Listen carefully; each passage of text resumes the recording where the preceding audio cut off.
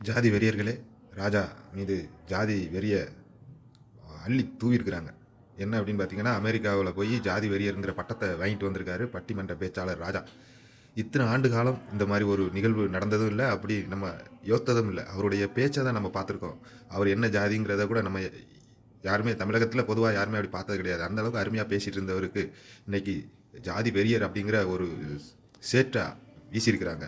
எதனால அப்படின்னா, அமெரிக்காவுல உள்ள தமிழ் சங்கத்தில உள்ள ஒருத்தர் வந்து என்ன சொல்றாருன்னா, 3 பேர் ராஜாவுக்கு பட்டிமன்றத்துக்கு பேச வந்தவங்களுக்கு சமைக்கிறக்குரிய வாய்ப்பு என் தங்கச்சிக்கு கிடைச்சுச்சு. அதில 3 பேர் சமைச்சு கொண்டு போனாங்க. 2 பேர்ட்ட அவர் கேட்டாரு, "என்ன ஜாதி?" அப்படின்னு. அவங்க பதில் சொல்லிட்டாங்க.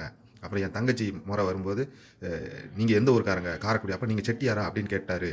அதுக்கு என் தங்கச்சி வந்து எதுவுமே பதில் சொல்லல. ஆனாலும் துருவி துருவி கேட்டாரு. பக்கத்தில உள்ளவங்ககிட்ட இவங்க என்ன ஜாதின்னு கேட்டாங்க அப்படின்னு அவரு சொல்றாரு. எனக்கு என்னமோ இந்த பொரளிய கிளப்பி விட்ட மேல தான் என் சந்தேகம். பட்டச்சோத்துக்கு அவன் தான் பலியா இருப்பான்னு நெனைக்கிறேன். ஏன்னா தமிழ் சங்கத்தில அவன் ஒரு ஜாதியா இருப்பான். அப்போ இவன் வந்து என்ன செஞ்சிருப்பான், ராஜா என்ன ஜாதின்னு பார்த்து, இவரு இங்க வேண்டாம், பேச வேண்டாம் அப்படின்னு அவனுங்களுக்குள்ள சண்டை போட்டுருக்கலாம்.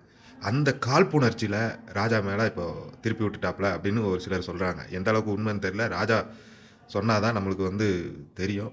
அவர் அப்படிப்பட்டவர் இல்ல. இத்தனை ஆண்டு காலம் நம்ம நேர்லயும் பார்த்துருக்கோம்.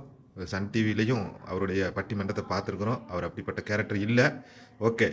எதுவுமே தீர விசாரிக்காம சொல்லக்கூடாது. பார்ப்போம்.